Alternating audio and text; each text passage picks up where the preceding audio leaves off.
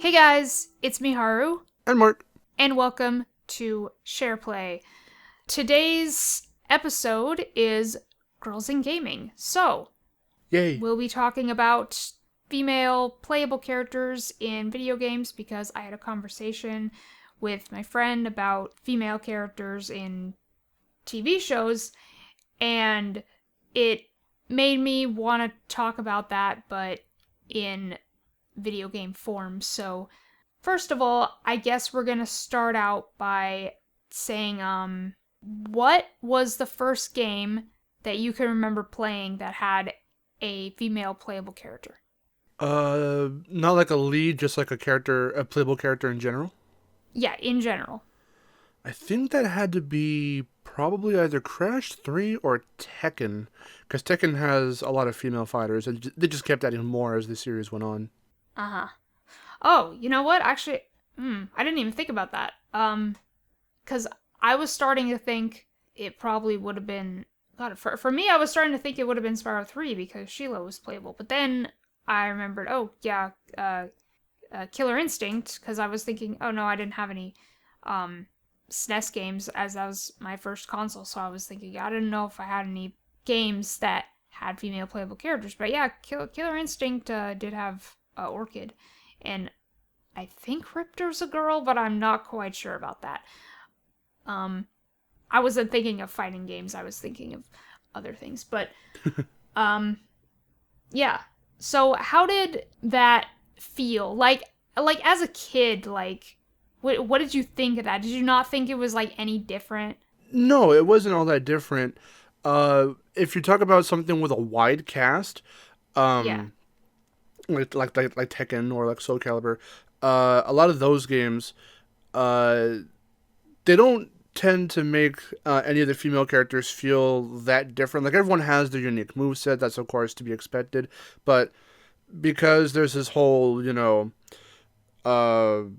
gender kind of thing going on and whatever, it's like, oh, well, does that mean they play a bit differently than the males? And not exactly. Everyone's different, again, like I said. So when I was a kid, I had no concept of like gender equality or the differences in gender in that sense. So to me, it was just everyone was equal, and I played primarily as some of the guys that I liked playing as because they had cool moves. So just for the visual flair, but like I would play as like Nina Williams or Xiao Yu in like Tekken 3 or something. So like they had cool moves. Some of them were annoying to fight against as a CPU, but then again, anyone was, so there's no real discrimination there. Everything was just I didn't grasp that concept as a kid, so everything was just it all felt normal to me. Right. Okay. Well, I guess I should go off of where this whole conversation started from, because as I said, I was talking to my friend about male oriented TV shows and cartoons and stuff, because we were actually talking about Dragon Ball, and I said I'm not exactly sure why it didn't appeal to me as a kid, and then it does now. As a kid, I was more on the Sailor Moon side of things. Yeah. Because I was, a little girl growing up in the 90s. That's kind of just how it was. And so I guess that's why I was there. But I had no problem with shows that featured a mostly male cast. I mean, I had no problem with that because I was kind of used to that too. But, however, then I started thinking about it more, and I'm like, well, a lot of the shows that I watched that had a primarily male cast always had, even if it was just one female character, they were always with the main group, all the time. And, they got to, do at least something important, or they got to fight, or, they got to do something. Yeah. And while, Dragon Ball has female characters who are important, like Bulma, she's not, with the main group all the time, and she doesn't fight, so, I guess it was kind of different, and I didn't really see it that way. From my experience, what they tend to do in shows like that, and some games too, they'll make her the brainiac, and she'll, even Coco, in Crash sometimes does that. Right. She's even doing it in the mobile game from King. You don't necessarily play as her from what I've seen, but you bring stuff to her and she helps you kind of navigate around. And in shows, like, they'll make, she's the girl in the group, or she's, the brainiac of the group. She doesn't go out in the field, but she'll kind of, guide you around or whatever. That's why I thought it was actually really cool, going back to Crash 3 just super briefly, where you could play as her, even if it wasn't in the platforming. And when Wrath of Cortex came out, I was like, oh, that's awesome, even if she played, a bit differently. But it was cool to see that they did implement her finally, after her just kind of floating around and, as a head in Crash 2. And you're supposed to bring her battery, which you never do. She finally gets upgraded to playable character in the third game. Yeah. And then I was thinking that, when it comes to shows, as I got older, I kind of just appreciate everything now. I'm just like, well, that doesn't matter so much to me as it did when I was a kid. Yeah. But then I thought, with video games, it's different, because when it comes to playing games, I usually always want to play as a female character. And I've said this before, the reason that I prefer Insane over the original Crash trilogy is because you get to play as Coco. I'm just like, I don't know, something about that really appealed to me, and I like that. And that goes for, a lot of games that I bought without knowing what exactly would happen in the game, like Star Fox Adventures.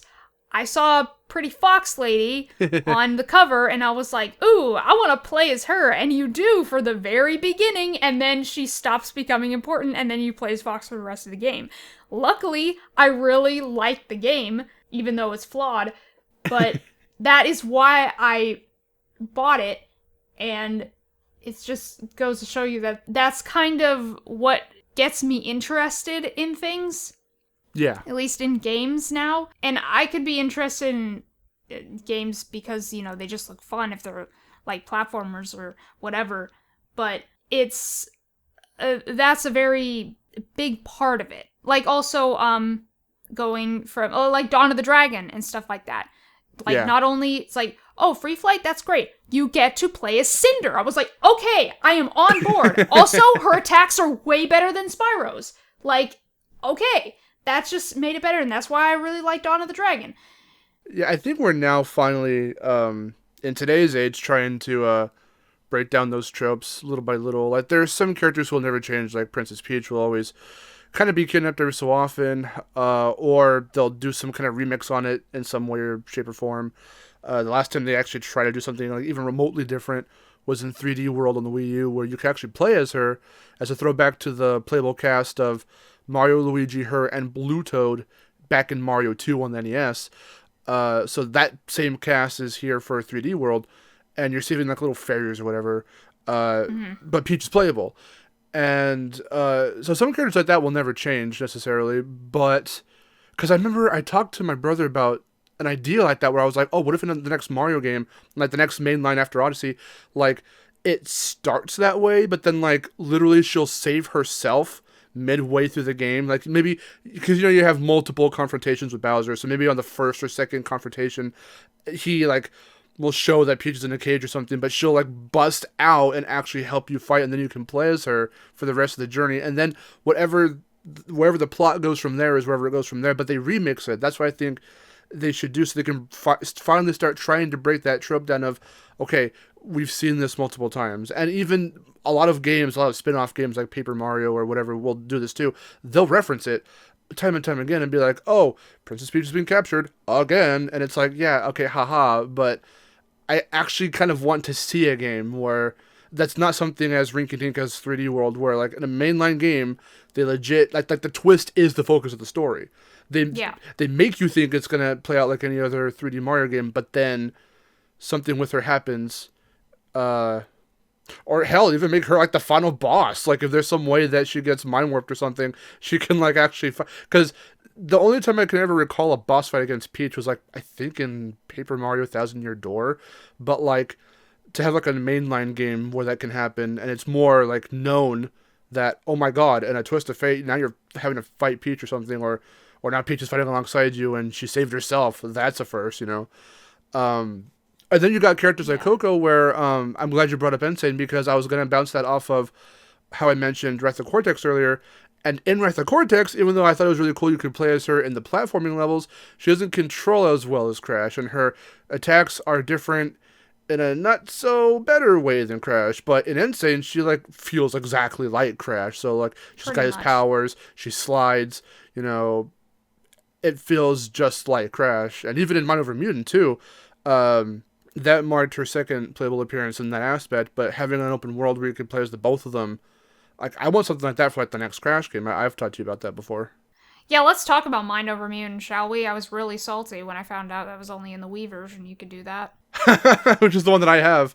It was really cool, though. There's a way you can, like, hack her model back into, like, the other versions, but they keep Crash's animations and voice clips, so it's really weird to be playing as Coco and hear Jess Harnell come out of her mouth. Oh, God, yeah. It's really strange. I remember mentioning that back in, I think, the Comeback Saga Part 2 on DestinationMarc, where I was like, oh, how cool would it be if in the next Crash game you can, you know, play as her and have more to do with her. Like, you can use her hacking. You've never, in any Crash game, have you ever actually played as Coco and used her prowess of programming, hacking, technological stuff. Like, we've never done that before. And Twin Sanity was supposed to do that. In its really early stages. There was this whole thing where, like, they had it planned. You were supposed to, like, go back to Cortex's island from the first game, the third island where he had his castle, and you were supposed to hack into his castle to do something or other, and you had to, like, fight off lab assistants, and that sounded like a cool concept. I was really disappointed after hearing that they cut that whole thing. Like, it has no concept art, no nothing. It was a very, very early concept. Yeah. It's just, like, I feel like when I play as female characters in video games, I feel more inclined to, like, do stuff sometimes, because with Insane, I was like, oh, I feel better about trying to go for, like, the gems or something like that, whereas in the original, I didn't even, well, I mean, because I didn't know all the tricks and stuff, because, you know, I was just playing the game, and I was just playing it to the end, and that's all that I thought there was, because that's just how it was. But yeah, I feel more motivated to, like, do stuff in the game when I'm playing as a female character and when I was playing as Coco and Insane. However, there are other situations in which I feel like it's actually the opposite. Like, if you compare Uncharted to, like, Tomb Raider, for one thing, I didn't actually grow up playing any of the Tomb Raider games. So that's not something that I was used to, but I have played two of the newer Tomb Raider games. So I played Shadow and Rise, and I was thinking, like, oh, it's basically just Uncharted, but, like, you're playing as a woman instead. However, I like Uncharted better because I think the story is just more interesting, but also I really don't like some of the mechanics of the Tomb Raider games. They're really, like, bullshit sometimes, and even though Uncharted can get that way too, I just, like, find that more fun. However, I did really like The Lost Legacy because you could play as Chloe, and even though the final boss is bullshit in that game, like, I really liked that as a spin-off game. That was the thing, too, about Tomb Raider. When the first one came out, that was way back when, like, 2013, I think, or 2014 or something, or 2012. Yeah, something like that. I think it was 2013. But when that came out, people called it, like, the Girl Uncharted or something like that, because it tried to be cinematic in that sense. I think that Uncharted did very much visually and mechanically influence this, you know, rebooted kind of, you know, Tomb Raider, and they really wanted to hammer in the story. This is Laura's origins before she becomes the, you know, hardened, wisecracking, tough gal you've played in the older games, and this was like a coming of age story for her, and coming into, like, what the fans, you know her as. I'm not much of a Tomb Raider fan. I've never really played the games. I did play the first one a little bit when I had to review it for Trash Talk a long time ago, but in seeing how people were talking about it, I was like, well, on one hand, you do need to give it more of a chance than just calling it the girl Uncharted. In another aspect, Tomb Raider is a much slower paced game. It's a more kind of intricately designed type of game where it does, again, take the influence from something like Uncharted, but in Uncharted where you got two modes, gunning dudes down or exploring wherever you're supposed to be going next. Tomb Raider has like a bunch of other little things in there that makes it feel different in a more divided kind of way for me, because I don't know if I want to. I'd want to return to it to hear the story and to kind of see how much further I can get from where I had like last left off. Because I think I still I borrowed it. I never bought it. I borrowed it. But if I still have the save file or whatever, like I would like to see how much further I can get like in the game. But in the actual act of playing through those slower parts, I don't know if I'm going to be able to appreciate it again, because when I first played it, I was a little bored at the start because it had like a slower start. Yeah. And the one thing too that a lot of people are saying is how in this now rebooted retelling, since story's taking over, which means now you've got this intricate writing and character development, and people are saying, oh well, this is like the Laura cries or screams game because she's always getting captured, always getting herself into these crazy situations, which I'm sure also happened in the older games, but here now she's realistic. She's realistic now. We have to. I relate to her now because she screams or whatever, or she thinks about her decisions, and that's where it's like, well, why did you make the female-oriented game like that? Are you trying to say women are emotional, or more emotional, or like, what's the situation with that? Like, I'm not understanding if that influenced the writing, or at least for her as a character, or what. Like, for her to be inexperienced, obviously you want that because of the fact that, again, it's a coming-of-age story. It's her growing into that title of the Tomb Raider. And at first, she's just like an explorer or whatever, I think. So, that's something obviously you want to focus on. She's inexperienced. She's going to get herself into these situations. But to have these other moments where that's what people are describing it as, that's where it starts to get a little weird to talk about in that aspect. Like, what are your thoughts on that? If you have any. I'm not sure. Like, I never really thought about it, how it's like, oh, she's more emotional in the way that she acts and stuff like that. I never really thought about that being like a problem, I guess. It's just kind of like, oh, this is the way that she acts. Because I never thought of it having to do with the fact that she's like a woman. More like, oh, that's just who she is. Like, that's kind of... It's a personality, not because yeah, that's what, okay. like, oh, I thought that's just her personality. Like, because, I don't know, I didn't play the older Tomb Raider games. I didn't know she was different at all. So, that's kind of, like, that's how I kind of got to know who she was. And so, I thought, like, I don't know, because the only reason I was ever comparing it to Uncharted is because I played Uncharted first, and then, like, the way that Tomb Raider works is, like, similar. You're, like, exploring and, like, finding treasures. So, like, oh, it's just Uncharted with a female character. Like, that's why I thought of that. It wasn't, like, girl Uncharted. That's not what I, like, wanted to say that it was as a whole. Yeah. And, this kind of goes into another thing. I, funnily enough, got a comment on my Crystal video saying, like, oh, wow, you're discussing a female character without using words like misogynist and feminism or, like, sexism or sexist or whatever. Yeah. And I'm like, you will not catch me using those words ever. Like, like why would that's you? That's not the type of person that I am when I, like, talk about female characters. Like, hey, I'm a girl, I talk about girl characters. That's just like, whoa, that's what it is. But unless sexism plays a part in the actual story or like their character arc, like I'm not gonna mention it because who cares? Like, who cares if the rest of the cast is male? I don't care. And the whole thing with like, oh, we need more women in Nitro Field, that was clickbait, people! Come on! That was clickbait. You should have known.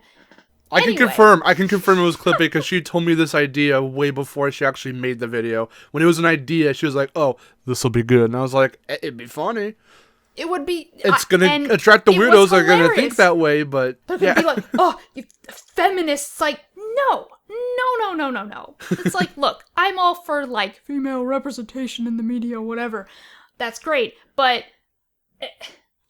It's the stuff we don't think about when we make videos on subjects such as this, or how you and I sat down to do this exact topic. Like, to touch on it, yes. To dwell on it, that's not our style. That's not what we're about when we talk about female characters. Yeah, because it just, like, ends up turning into a huge argument at the end, and, like, people are gonna go, like, oh, you're female, you're feminist. Like, no. That's not...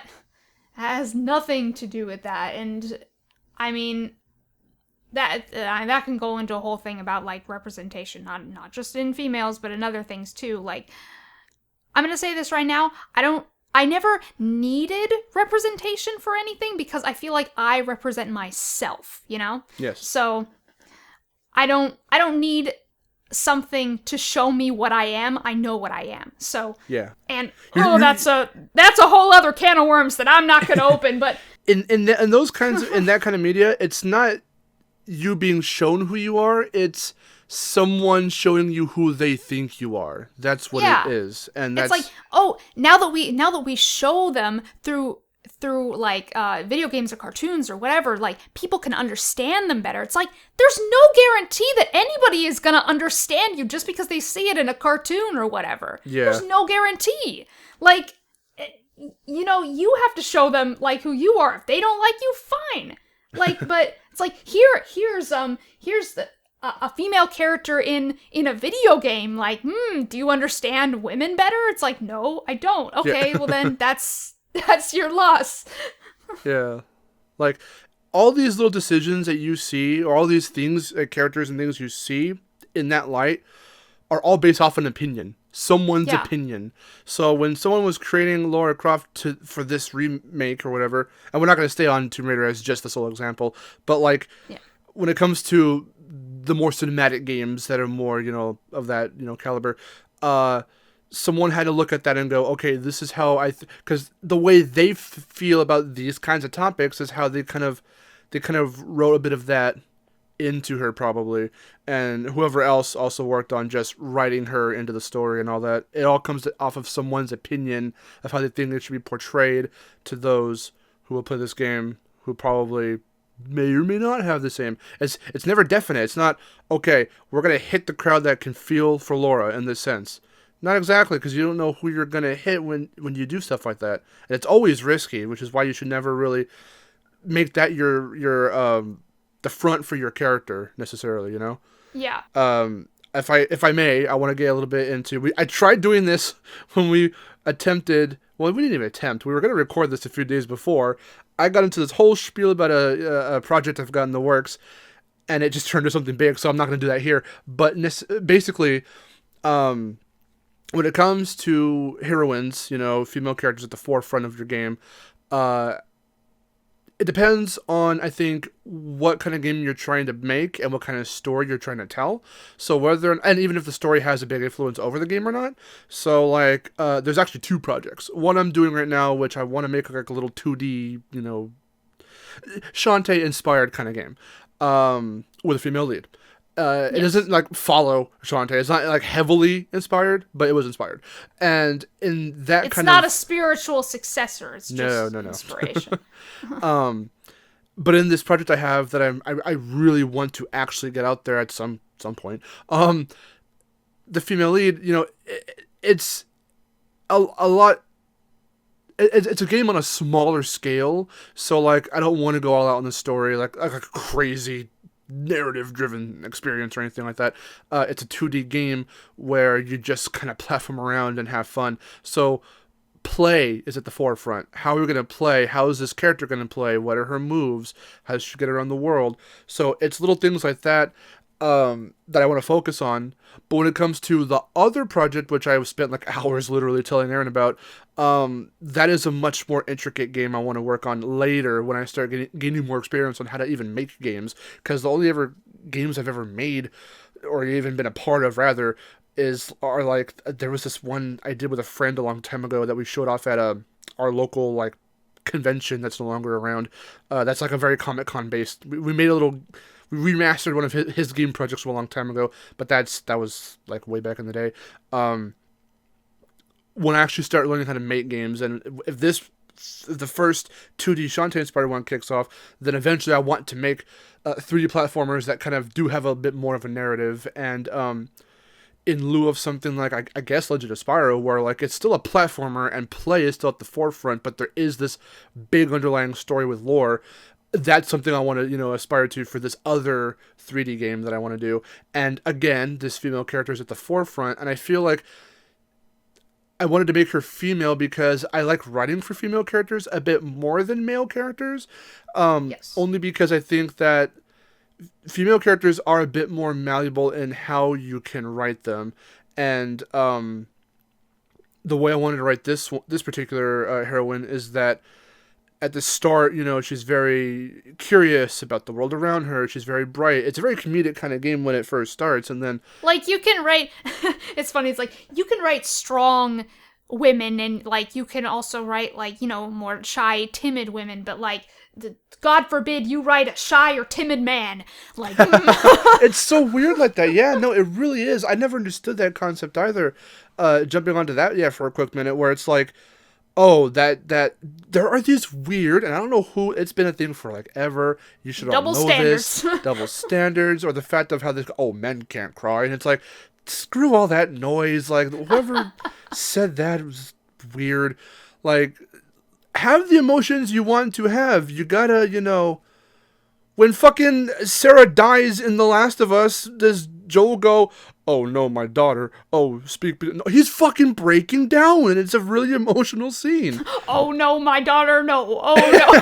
It's not like he has a sexy man cry where it's one tear or something. A sexy man cry. No, he fucking breaks down because that's how you would actually react. So this philosophy of women act like this and men act like this, no. Don't listen to that. Well, do what you want, but I don't listen to that. I'm not going to tell you what to do or how to feel. But, that's why I like writing for... exaggerated. Don't listen to it because, it's obviously people don't know what they're talking about. Yeah. Again, it's coming off of someone else's opinion when they say, oh, okay, this man should act like this, or this girl should break down right here when it's not necessary or whatever.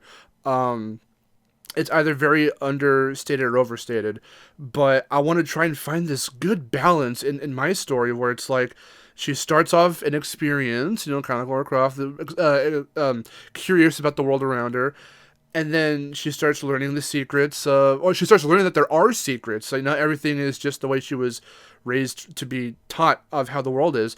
Things are different. The very land she, I'm not going to give too much away, but the very land she, was raised on, was founded in this weird way that she was like, oh my god, what? And then as you go along, she starts maturing and starts learning to start asking, even the villains, yeah, maybe you should ask some questions about how all this was back in the day, or whatever the case is, but the experience is there. When the player is finding out these things right alongside her, you need to feel that. But in such a way where it feels very maturely handled, like something like, say, Avatar, The Last Airbender, where it's just these kids that start off in the beginning, and everything's all bright and happy until the Fire Nation attacked. And then as things go along, they mature and they deal with these adult situations in these very adult, mature ways that is really refreshing to see in a kids show of all things. I remember how my friend Wes, when he was trying to get me into watching Avatar, he was saying that the one thing he commended was the romance aspect of it all, where it was once they started kind of, in Katara, obviously there's something there, but even as late into like a season, like I think it was a 3 or whatever, or book 3 gets, they address it fully outright. They don't like dilly-dally with their feelings necessarily. And they say, well, with everything going on right now, this cannot be what we focus on. And that's a very mature way to handle it. And, and Katara said that, a girl said that, so that whole trope of the girl being in love and being all heartbroken off whatever. Right, yeah. Nuh-uh, not in Avatar, until Korra happened, but not Avatar. Yeah, well, Korra was different because, that there was a triangle in Korra for a while, and it was like, triangle, yeah. And they ended up with, two women, so, whatever. Like, spoilers, I don't fucking know. But this stuff happens in games too, so, bringing it back into games, it's like, I want that experience to be in my projects, but that's what makes it exciting to write for a female character, because you could probably do the same beats with a male character, but now what I'm about to say doesn't play into the whole how I said emotional thing with Laura, but there are more emotions that my character, I want her to go through, and maybe you would feel those things with like right alongside her, because the way one of the other characters she's really attached to handles some of these things, it's more her story, which is why we're focusing on her. It's going to be like she's like part of a slightly bigger cast, but the other character she's attached to does handle it in his own way. So because he's like more of the the secondary character / the second main character. yeah.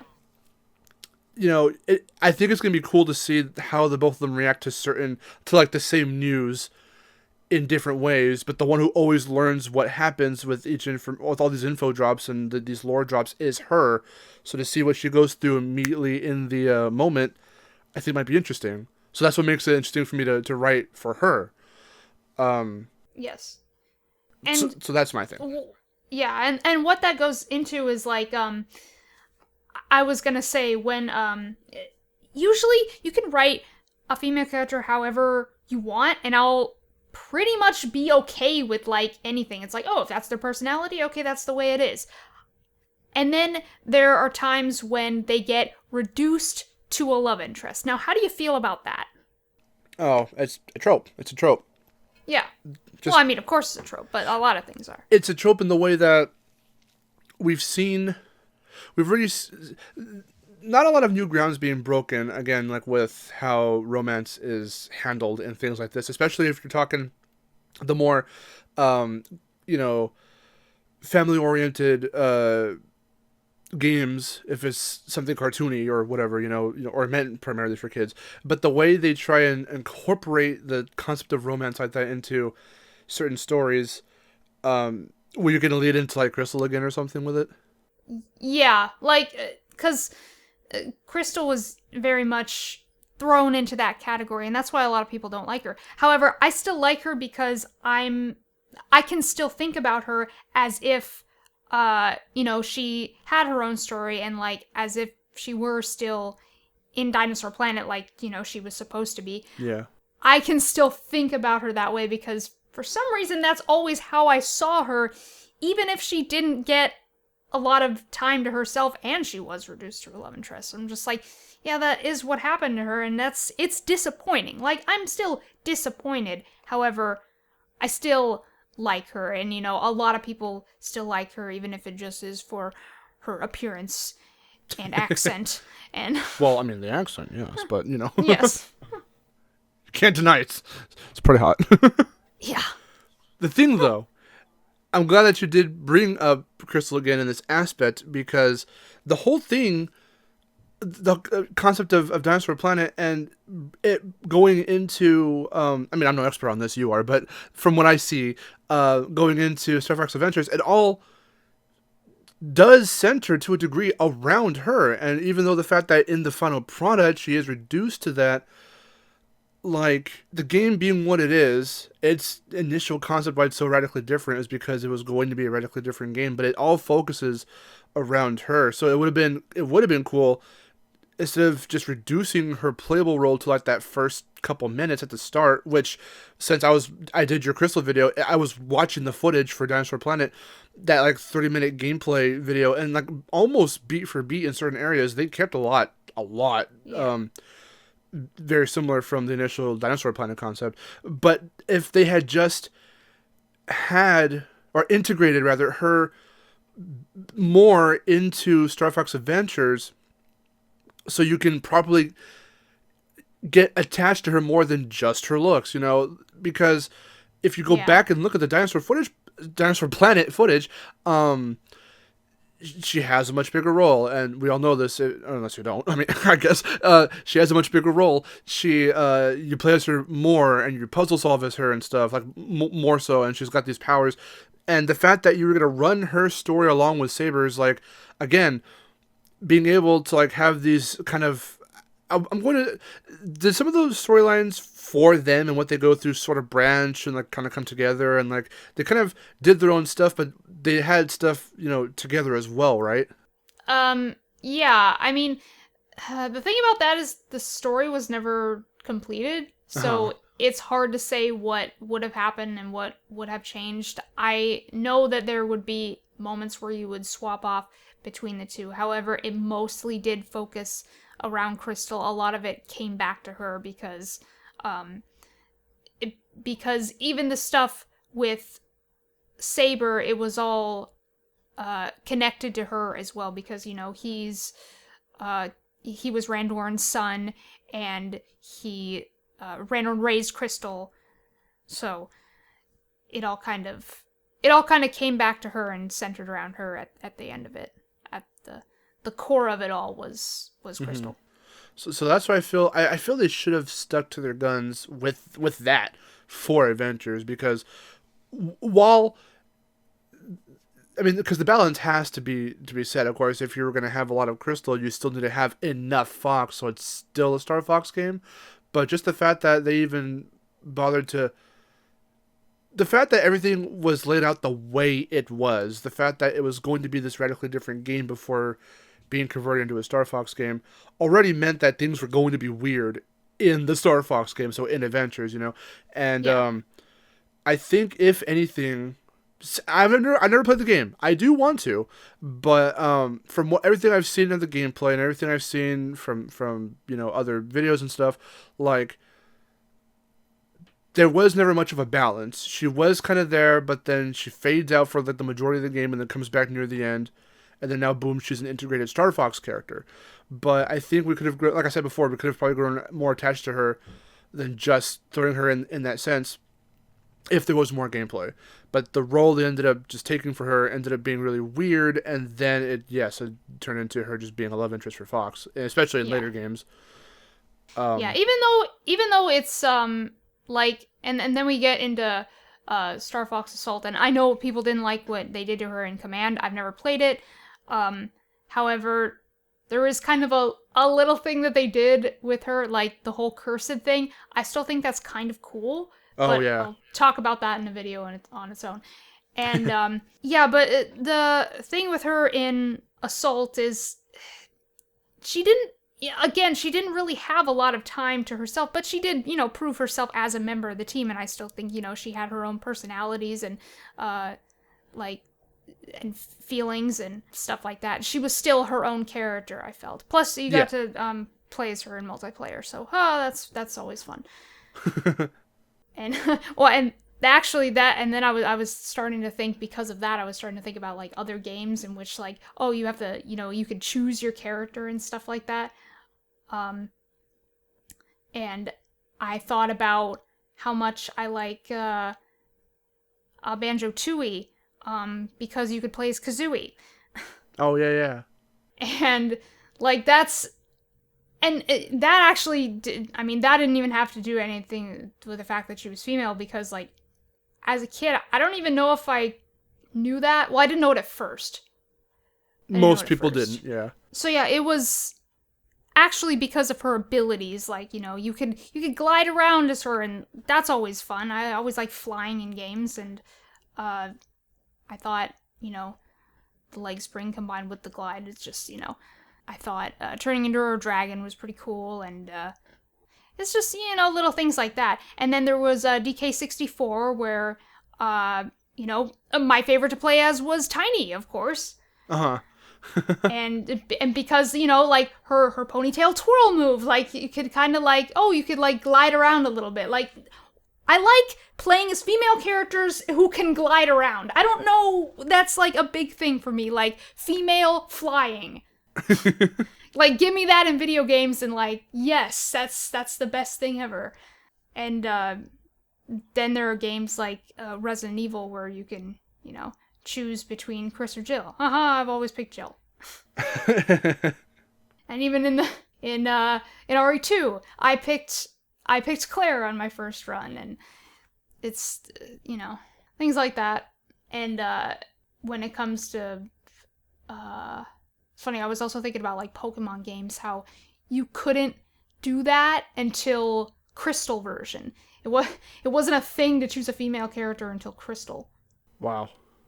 Really? And I never had Crystal. So, for me, it wasn't a thing until which one I have, Sapphire. Yes. That's one I remember. Wow, you really couldn't, and that's the GBA stuff. That's Game Boy, I think. So, like, you really couldn't choose in those older ones? Red, blue, yellow, that was all Game Boy, and then gold, silver was Game Boy Color. And yeah, you couldn't choose in any of those. I actually didn't know that. Wow. I mean, yeah, also, like, in Nitro Field, we're always playing as someone from the Nitro Squad. I'll still That's pick, true. Nina has some really good representation in there.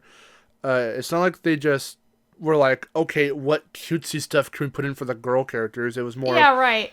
Punk them up, make them look cool, make them look badass, give them different things. Give us Rustla and Coco, That was cool. Dark Coco, hi. Yeah, love her. Actually, it's really funny that you mention CTR, because in the original, I wouldn't play as Coco.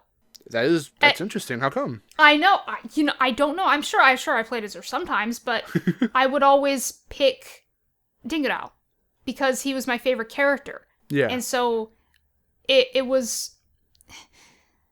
See, that's kind of the thing where it's like, just because you give me a female character to play as, like, if you also give me as part of the roster my favorite character, who happens to be male, I will pick my favorite character. Like, so it kind of goes that way. And for, like, fighting games, I guess, too, if, they have that kind of stuff, I'll be like, hey, I want to try out my favorite character first. Even if they happen to be male, like, that's just kind of what I think. And then I was like, hey, what if we had, like, because people want, more Spyro characters to be in CTR, and so if they give us, like, Ripto and Bianca, I probably would play as Ripto first, because it's just like Ripto's it's like, oh, he's my favorite villain, blah blah, he's been my favorite for a long time. However, Bianca has also been my favorite for a long time. It's like they're both highly requested and, like, favorite characters of mine. Yeah. So, but then, after I play as Ripto for a while, I'd probably alternate between them. But also, Bianca would probably become my main, though. Yeah, for me, because sorry. That's just who I'm known. Because now I'm the Bianca expert, so yes, you are. There's that.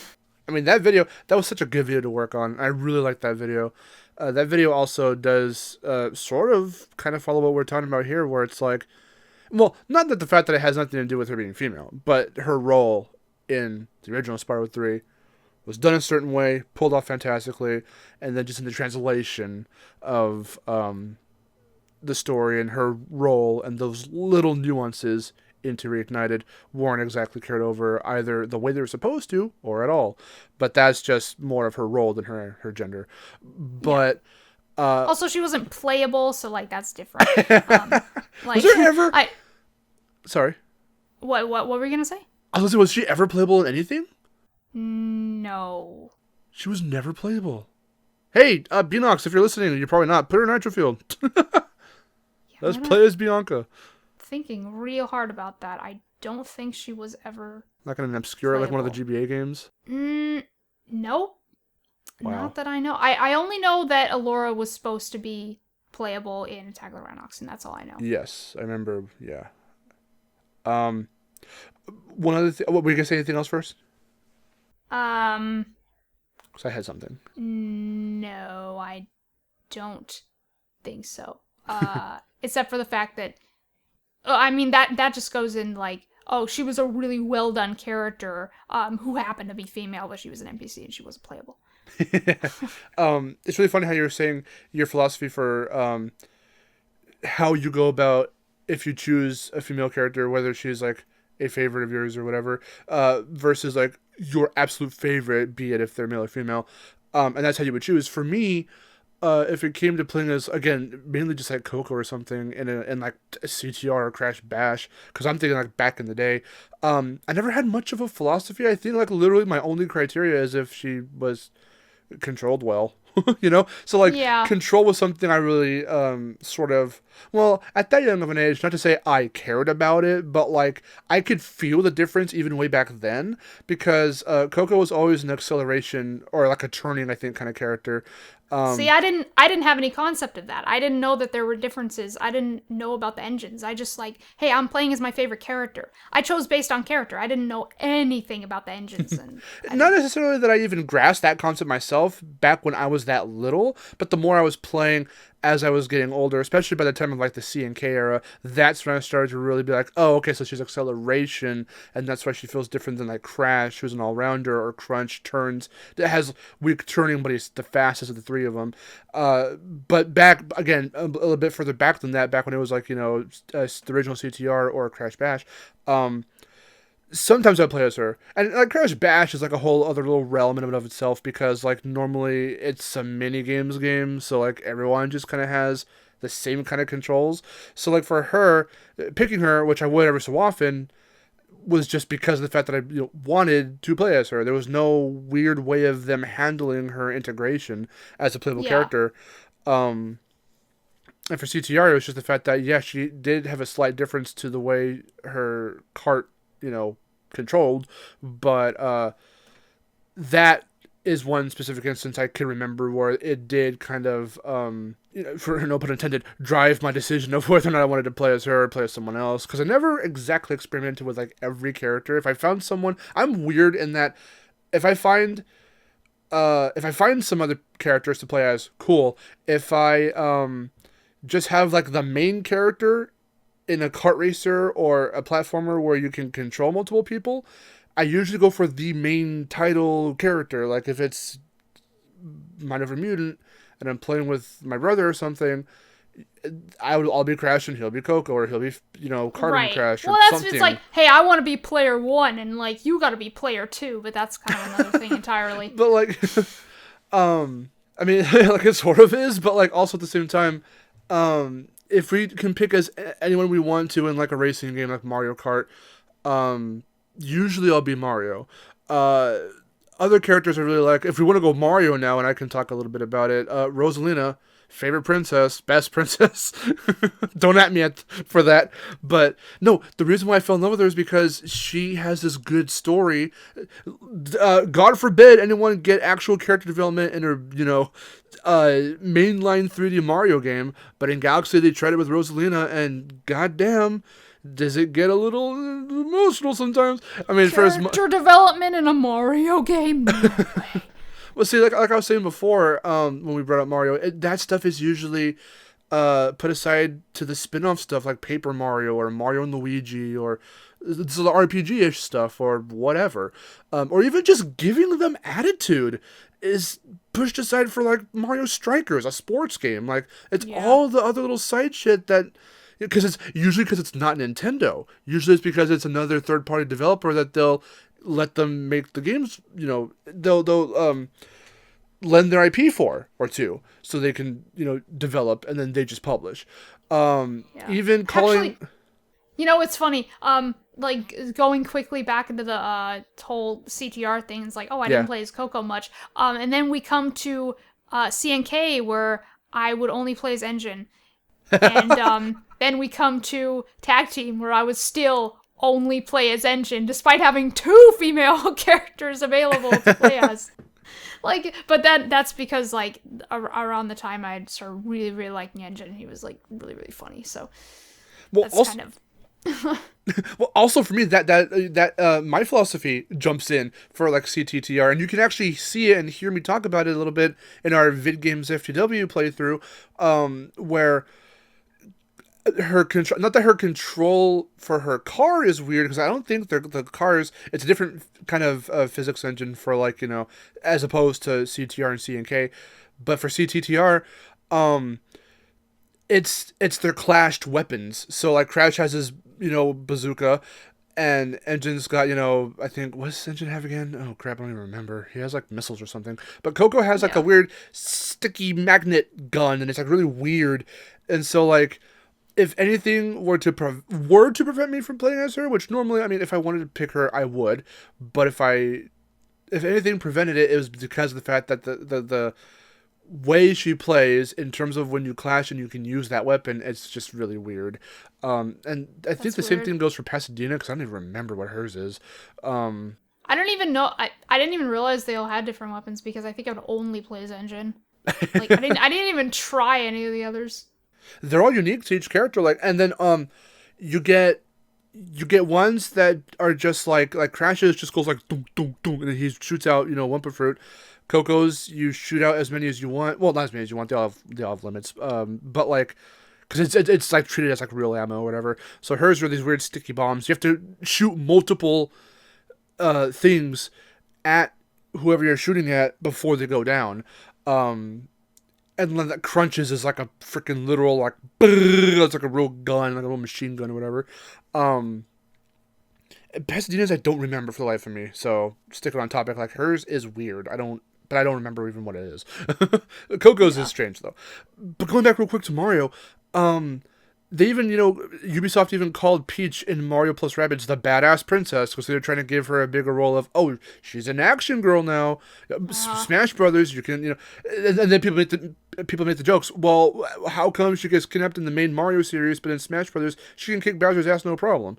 You know, it's weird little things like that wouldn't even be, like, even for as comedic as it is, a quote unquote concern or a question, or, you know, a posable question, if she wasn't written in that way, or seen in that light, or constantly cast into that light.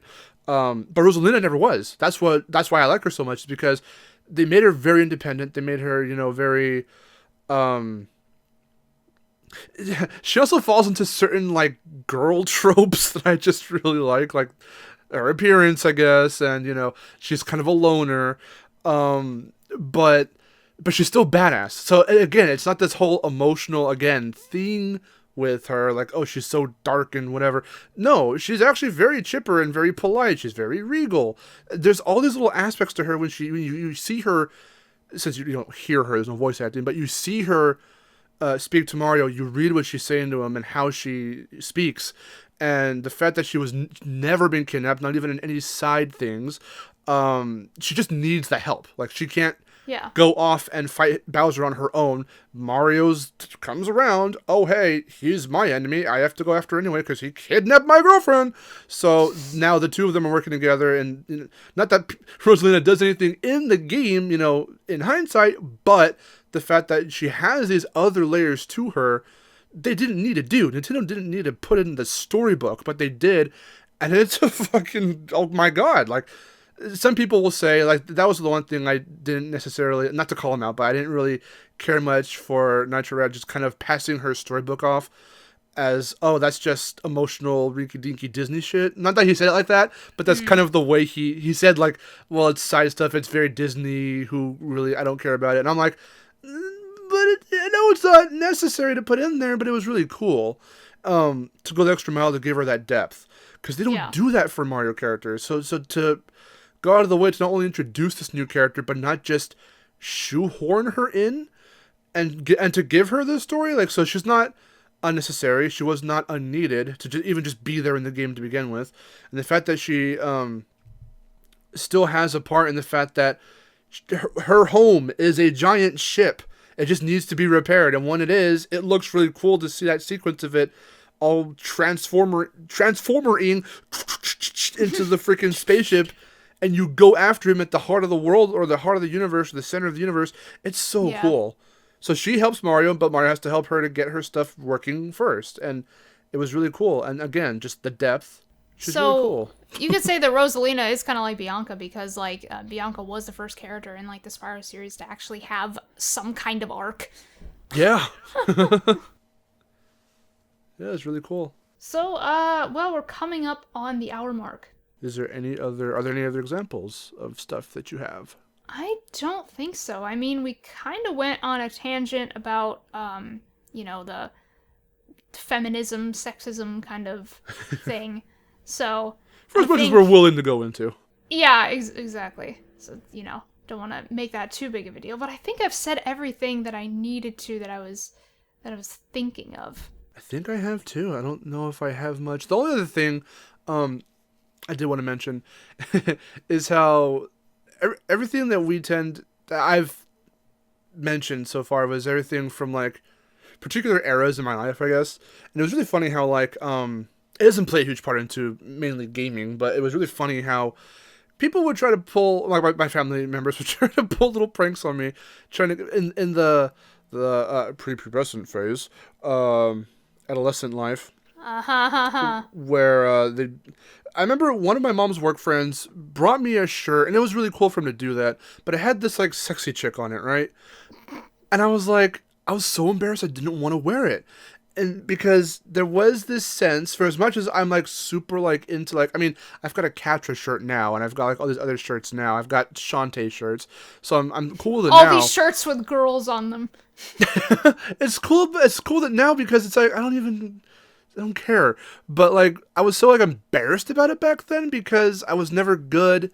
I'm not good with talking to people. I'm not good with girls. So, like, the fact that, I mean, look how long it took for us to, so, like, because I overthink everything. But the point of it is that things like the shirt, things like one time my mom, I think I was at school and then I came home, my mom was like, look in your room. I was like, what? And yeah, I've got all my posters on my wall. Well, she dug up one of my grandpa's, like, older freaking weird posters of these girls posing next to these, like, fancy cars or whatever, and she plastered it on my wall as a joke. And I was like, why are you doing this? Like, it was just so, like, it's funny in hindsight, but I was really embarrassed as a kid. And being able to not talk to anyone about liking girls and that aspect of being attached to fictional characters that are female. I mean, they would even tease me about Coco sometimes. And, like, because I think I don't know, is it knowledge at this point that Coco was my first fictional crush? Because it is now, but I think you said that. It happened in, like, the era of, like, you heard it C&K. here, folks. Oh, Jesus. C&K, Twin Sanity, Tag Team Racing, like, I like that design for her. But I couldn't talk about it. That's the thing, because I felt like I would always get teased about it. And not that it didn't necessarily influence me choosing, like, Coco or choosing other characters who are female to play as primarily. But it was a weird factor for a small portion of my life where, like, it was weird because I would get, now, not, like, bullied by my family about it, but it was, like, a friendly, silly tease. But it still hit me in this way where I took it kind of, I knew it wasn't them messing with me in this really, like, mean sense or anything, but this part in the back of my head would still feel this certain way of, like, well, don't do that to me, because now I can't, I'm afraid if I try to express, and this was back in the time where now I started to understand what it was to like girls in real life and stuff, so IRL. I couldn't attach it to that because I couldn't talk to girls then, and trying to do it and getting attached to certain characters in games, like, it was just really weird. I couldn't talk about it or anything. But I mean, now, since we're way older and all that, like, it doesn't matter. I mean, I've got Blake stuff from Ruby. I've got a Ruby poster up on my wall, which you've seen if you've watched any DestinationMarc videos. I've got the Blake Funko. I've got, again, Shantae shirts, Catra shirts. So, like, being able to, like, kind of be more open about it now, it's fine. This has nothing to do with, like, actual female characters in games, but it's just a little story I wanted to share. Like, it's really weird. I don't know. That's funny. It was a strange time back then. Maybe we could have another episode and talk about, like, just video game crushes and stuff like that. Oh, Jesus. Maybe that'll be the next episode. AKA Mark's therapy session. Hey, don't worry, I'll be in on it too. I'm sure I can come up with a lot that I can talk about. I remember everyone, because my friend Jeremiah has a waifu list of all these fucking fictional characters. Oh my god, so do I! How many do you have? Because he has almost 100. Oh, I'm sure I do. Well, like, are you talking about, like, in general? Like, not just video games, but in general? Do any of them come from... He posted that list quite recently, actually. I don't remember if he has anyone from, like, movies. He probably does. But all of them are mainly my video list games. is mental, so it's like, I can't say how many. He has a written list, yeah.